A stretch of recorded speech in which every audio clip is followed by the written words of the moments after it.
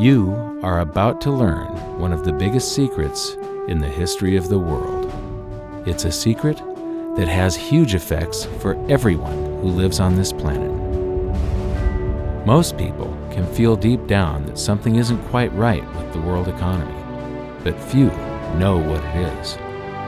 Gone are the days where a family can survive on just one paycheck. Every day it seems things are more and more out of control, yet only 1 in a million understand why. You are about to discover the system that is ultimately responsible for most of the inequality in our world today. The powers that be do not want you to know about this, as this system is what has kept them at the top of the financial food chain for the last 100 years. Learning this will change your life because it'll change the choices that you make. If enough people learn it, it'll change the world because it'll change the system. For this is the biggest hidden secret of money. Never in human history have so many been plundered by so few, and it's all accomplished through this, the biggest scam in the history of mankind.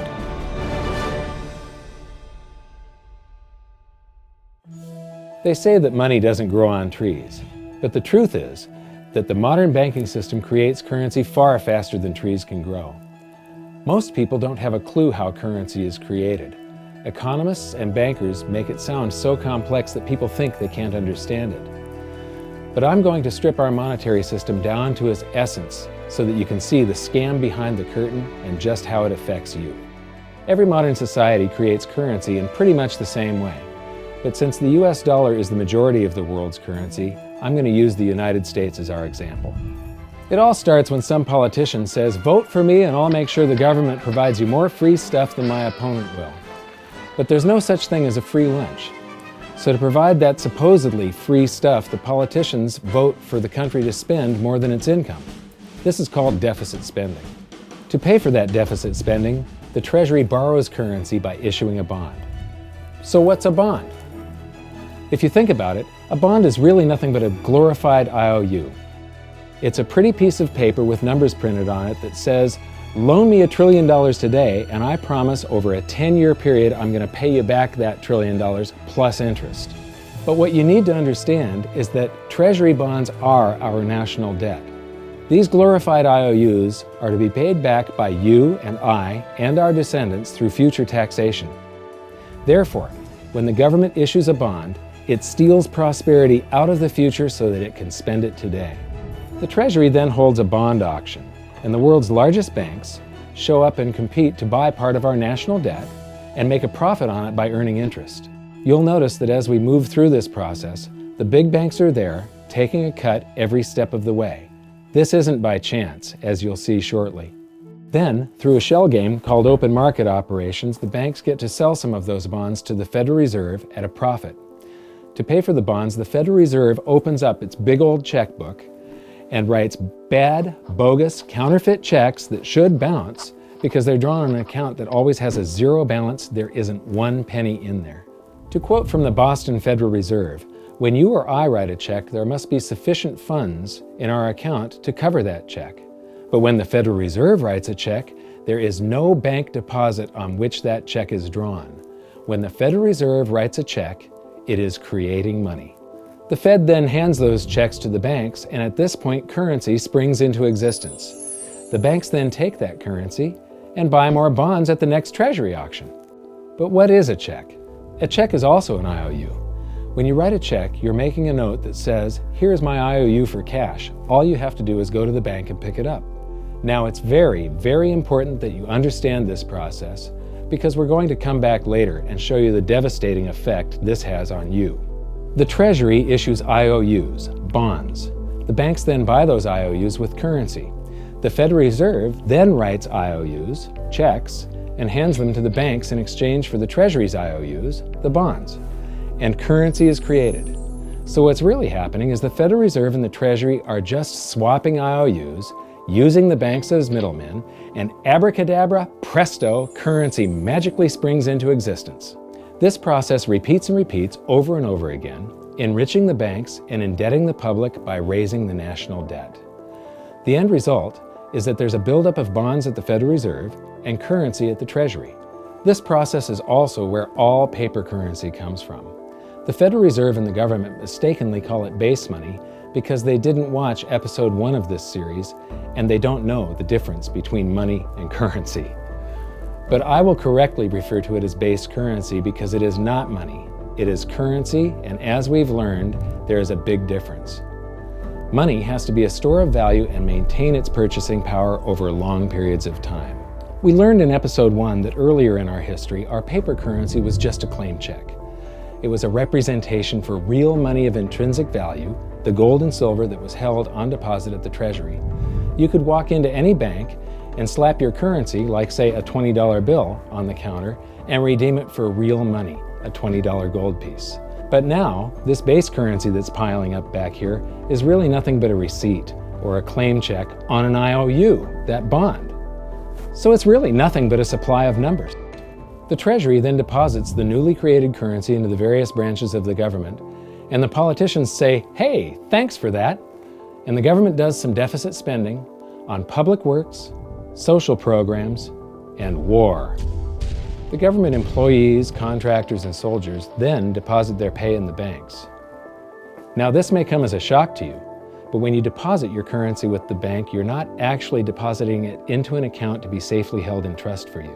Instead, you're actually loaning the bank your currency, and within certain legal limits, they can do with it pretty much anything they please. This includes gambling in the stock market and loaning it out, at a profit, of course. Now this is where the machine of currency creation really gets cranking, because this is where something called fractional reserve lending comes into play. Fractional reserve lending is exactly what it says. The banks are allowed to reserve only a fraction of your deposit and loan the rest out. Although reserve ratios may vary, I'm going to use a 10% reserve ratio as our example. If you deposit $100 in your account, the bank can legally take $90 of it and loan it out without telling you. The bank must hold $10 of your deposit in reserve just in case you want some of it. These reserves are called vault cash. But why does your bank account still say you have $100 if the bank has stolen $90 of it? Because the bank left IOUs it created, called bank credit, in its place. Now I know this sounds crazy, but here it is in black and white from the Fed. Commercial banks create checkbook money when they grant a loan simply by adding new deposit dollars in accounts on their books in exchange for a borrower's IOU. These are nothing but numbers that the banks type into their computers. And even though these bank credit IOU numbers are very different from base currency numbers, because they only exist in computers, they are still currency. So now there is $190 in existence. Now, the reason people take out loans from the banks is to buy something. They're going to buy a house or a car or something like that. So the borrower takes the $90 that the bank loaned to him from your account, and he pays the seller of the item. But then the seller deposits that currency into his account, and his bank loans out 90% of that and leaves bank credit numbers in its place. So now there's $271 in existence. This process repeats and repeats until under a 10% reserve ratio, an initial deposit of just $100 can create up to $1,000 of bank credit, all backed by $100 of vault cash, just 10%. But as I said, reserve ratios vary wildly. On some deposits, it's 10%, on others, it's 3%, and on some forms of deposits, reserve requirements are 0. The result is that the expansion of the currency supply by the banks is far greater than even this example would lead you to believe. So once again, when currency is deposited in the banks get to lend it out, and then it gets redeposited and relent, redeposited and relent, redeposited and relent over and over again, creating bank credit all the way. This is where the vast majority of our currency supply comes from. In fact, 92 to 96% of all currency in existence is created not by the government, but here in the banking system. Now, massive amounts of currency spewing into society may at first sound like a fun idea. That is, until you remember one of the most important hidden secrets of money from episode 1, that the prices of everyday goods and services act as a sponge on an expanding currency supply. The more currency we have, the more prices rise. This is where inflation comes from. The true definition of inflation is an expansion of the currency supply. Rising prices are merely the symptom. So our entire currency supply is nothing but a couple of bucks whipped up in this hocus-pocus scam where the Treasury and the Federal Reserve swap glorified IOUs, and a bunch of numbers that the banks just type into their computers. That's it. That's our entire currency supply. It's nothing but a supply of numbers. Some of them printed, most of them typed, and there is nothing else. But if you thought that was crazy, get ready to enter the twilight zone of modern economics. We work for some of that currency supply. True wealth is your time, but we trade away moments of our lives, hour by hour, day by day, and year by year, for numbers that somebody printed on pieces of paper or just typed into a computer. Now those numbers represent our blood, sweat, tears, labor, ideas, and talent. We are what gives the currency its value. But here comes the really cruel joke. We work hard so that we can save some of that currency, so that we can pay the tax collector. In the United States, it's known as the IRS. They then turn it over to the Treasury so that the Treasury can pay the principal plus interest on that bond that the Federal Reserve bought with a check drawn on an account that has nothing in it. Now let's do a recap on this section, because this is where the system begins to rob you and I on a massive scale. Much of our taxes are not used for schools, roads, and public services, but to pay interest on bonds that the Federal Reserve bought with a check drawn on an account that has nothing in it. The Federal Reserve is committing fraud. But here's one of the biggest secrets of them all. Before the establishment of the Federal Reserve, there was no need for personal income tax. The Federal Reserve was created in 1913, and that very same year, the Constitution was amended to allow income tax. Do you really think this was just a coincidence? Ask yourself how much income tax you've paid over your lifetime. Much of it has been silently siphoned away into the hands of those who own the system. Yes, this system has owners. Who they are is an even bigger secret that we'll get to shortly. But first, we need to understand the mumbo-jumbo of the so-called debt ceiling.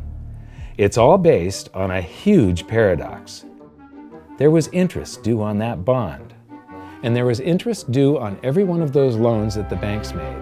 That means that there is interest due on every dollar in existence. Let me ask you something. If you borrow the very first dollar into existence, and that's the only dollar that exists on the planet, but you promise to pay it back plus another dollar's worth of interest, where do you get the second dollar to pay the interest? The answer is that you have to borrow that one into existence and promise to pay it back with interest as well. So now there are $2 in existence, but you owe $4, and so on and so on. The result is there's never enough currency to pay the debt. There is always more debt in the system than there is currency in existence to pay the debt. Therefore, the whole system is impossible. It is finite. It will come to an end one day. What would happen if the government stopped borrowing to do deficit spending? Are the payments on those treasury bonds going to stop? What would happen if the public stopped borrowing and going deeper into debt? Are your house and car payments going to stop? No. There is a payment due every month on the principal plus the interest on every dollar in existence, and those payments do not stop. If we stop borrowing, then no new currency is created to replace the currency that we used to make those payments. Whether you're making a payment on a loan or paying tax to make a payment on a bond, the portion of the payment that goes to pay off the principal extinguishes that portion of the debt. But the debt also extinguishes the currency. Currency and debt are like matter and antimatter. When they meet, they annihilate each other. If we just pay off the principal only on all the loans and bonds that exist, the entire currency supply just vanishes. So if we don't go deeper into debt every year, look what happens. The whole thing goes into a deflationary collapse under the weight of those payments. Politicians and pundits alike talk about balancing the budget, paying down the debt, and living within our means. They don't understand that that is deflationary. It is impossible to do under our current monetary system without collapsing the whole economy. This is why any talk of a debt ceiling is not only ridiculous, it's delusional. The system is designed to require ever-increasing levels of debt just to continue. And that's why politicians will always kick the can down the road and raise this so-called debt ceiling over and over again until the whole system finally collapses under its own weight. In other words, they don't want it to collapse on their watch. The Founding Fathers of the United States knew the dangers of central banking and fought to free themselves from this very thing. The Revolutionary War started out as a tax revolt, but now we must pay tax just to have a monetary system. Having just suffered through the hyperinflation of the continental dollar, which was printed into oblivion to finance the Revolutionary War, they understood the dangers of fiat currency and debt-based monetary systems. So to protect future generations from institutional theft and out-of-control government, they wrote into the Constitution that only gold and silver can be money for the simple fact that you can't print them. Our current system is not only unconstitutional, but it robs us of the liberty and prosperity our forefathers fought and died for. We are all feeling the effects of ignoring the Constitution right now. By forcing more currency into circulation, our purchasing power is diluted. Inflation is a slow and insidious stealth tax that is simply the result of this debt-based monetary system. This system empowers and benefits those who create the currency and receive it first, as they get to spend it into circulation before it has an effect on the economy. They're stealing purchasing power from you and transferring it to the banks and the government every hour of every day because of this false monetary system. And it's not like the people at the top don't know this. To quote the Federal Reserve, the decrease in purchasing power incurred by the holders of money due to inflation imparts gains to the issuers of money. This is a fraud. It is a pyramid scheme, it is a Ponzi scheme, it's a scam, and it's a lie.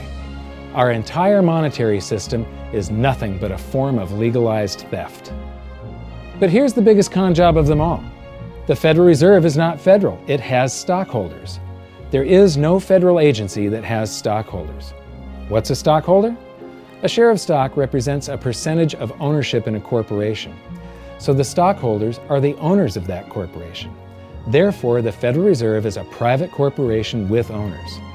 And you can see it for yourself if you go to the Federal Reserve's website, and it will say, the stockholders receive an annual dividend of 6%. Now we know that the stock in the Federal Reserve was originally issued to the largest banks in the United States. But because of mergers and acquisitions through the years, you can't actually trace who owns the stock in the Federal Reserve. That's a very closely guarded secret. My guess would be that the owners are those primary dealers, the banks that get to make a profit by selling part of our national debt, those bonds, to the Federal Reserve, who buys them with a check from nothing. Then we pay tax to pay the principal and the interest on those bonds so that the Federal Reserve can pay the banks a 6% dividend. Don't be alarmed if you don't quite comprehend the deception of this system at first glance. Very few people do. It is purposely complex. The economist John Maynard Keynes once wrote, "By this means, government may secretly and unobserved confiscate the wealth of the people, and not one man in a million will detect the theft." I believe that presented correctly, anyone can understand this system, regardless of how complex it is. So let's do a recap and break it down even more. The way the system works is that, step 1, the government creates glorified IOUs. These bonds increase our national debt and put the public on the hook to pay it back. Step 2, IOUs are swapped to create currency. The Treasury sells the bonds to the banks. The banks then turn around and sell our national debt at a profit to the Federal Reserve, which they probably own. The Federal Reserve then opens its checkbook that doesn't have a penny in it and buys those IOUs with IOUs that it writes, checks, on a checking account that has a zero balance. Then they give those checks to the banks and currency just springs into existence, and then the whole process repeats. This results in a buildup of bonds at the Federal Reserve and currency at the Treasury, which is really just a supply of numbers. The Treasury then deposits the numbers in the various branches of the government, and we get to step 3. The government spends the numbers on promises, public works, social programs, and war. Then the government employees, contractors, and soldiers deposit their pay into the banks. And we get to step 4, where the banks multiply the numbers by magically inventing more IOUs through fractional reserve lending, where they steal a portion of everyone's deposit and lend it out. That currency gets redeposited, and then a portion is stolen again. And the process repeats over and over, magnifying the currency supply exponentially. Then we work for some of those numbers, which brings us to step 5, where our numbers are taxed. We pay tax to the IRS, who then turns our numbers over to the Treasury, so the Treasury can pay the principal plus the interest on bonds that were purchased by the Federal Reserve with a check from nothing. Then we get to step 6, the debt ceiling delusion. The system is designed to require ever-increasing levels of debt and will eventually collapse under its own weight because politicians always kick the can down the road. They don't want it to collapse on their watch. And finally, step 7, the secret owners take their cut. The world's largest banks own the Federal Reserve. Those banks make a profit selling our national debt to the Fed. They make a profit when the Fed pays them interest on the reserves held at the Fed, and the Fed pays them a 6% dividend on their ownership of the Fed. This system is fundamentally evil. It funnels wealth from the working population to the government and the banking sector. It is the cause of the artificial booms and busts of modern economies, and it causes great disparity of wealth between the rich and the working class. And it is only possible because we no longer use real money, we use currency. But worst of all, it is a form of enslavement. Bond is the root word of bondage. Whenever a government issues a bond, it is a promise to make us pay tax in the future. Nobody asked you if you wanted to pay tax today for the prosperity we all enjoyed in the last century.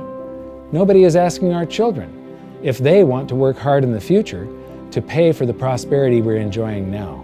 George Washington once wrote to James Madison, "No generation has the right to contract debts greater than can be paid off during the course of its own existence." By stealing prosperity from tomorrow so we can spend it today, we enslave ourselves and future generations. Now this all sounds pretty bad, but there is great hope, for you are the greatest threat to this false monetary system. This system relies on the public being ignorant of its workings. Please share this knowledge with everyone you know, because an informed public that fully understands the system can build a better future for generations to come. And now I leave you with this quote, widely attributed to a former director of the Bank of England. The modern banking system manufactures money out of nothing. The process is perhaps the most astounding piece of sleight of hand that was ever invented. Banking was conceived in inequity and born in sin. Bankers own the earth. Take it away from them, but leave them the power to create money and control credit, and with the flick of a pen, they will create enough money to buy it back again. But if you want to continue as the slaves of bankers and pay the cost of your own slavery, let them continue to create money and to control credit. This is the Federal Reserve in Washington, D.C. It's located on Constitution Street, and that is just as much of a joke as the New York Fed being located on Liberty Street. Both of them are unconstitutional, both of them limit our liberty, and they transfer wealth away from us every second of every day to the Federal Reserve, to the government, and to the banking sector. You are now among the 1 in a million who can detect the theft of your prosperity. So the big question is, what can you do about it? 1. Watch this video until you can describe and teach it to others. Those who understand this system can make preparations for its unavoidable collapse and protect themselves. History shows that those who don't will probably be wiped out. 2. Share this video with everyone, especially those you care about. All it takes is a mouse click or two to get this message in front of millions. Post this video on Facebook, tweet it, email it to loved ones. Please share it wherever you can. 3. Join the conversation. The current world monetary system is based on a 300-year-old design meant to enrich a few at the expense of the many. There must be a better way. At hiddensecretsofmoney.com, we've created an open-source platform for the design and development of a new world monetary system. We're calling on every economist, every student, every college, every bright mind, and anyone who cares to join the discussion. In educating ourselves and each other, we can prevent the further loss of our freedoms and maybe, just maybe, win some of them back.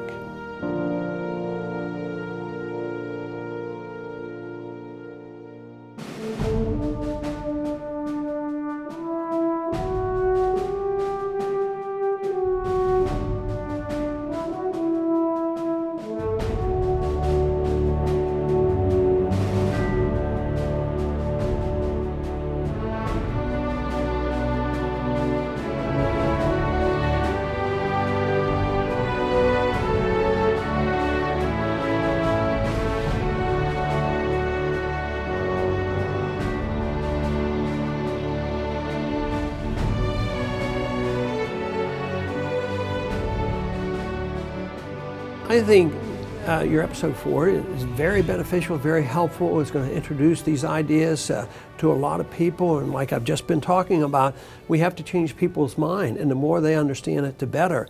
And I think we're at this point now where more people in the last several years, 4 or 5 years, have thought about the Fed than they ever have in the previous 95 years. So I think an explanation and diagrams to show it is very helpful, because quite frankly, they're not going to get it in their grade school. They're not going to get it in their high schools. They're not going to get it in college unless they're in a very rare circumstance to understand how this works.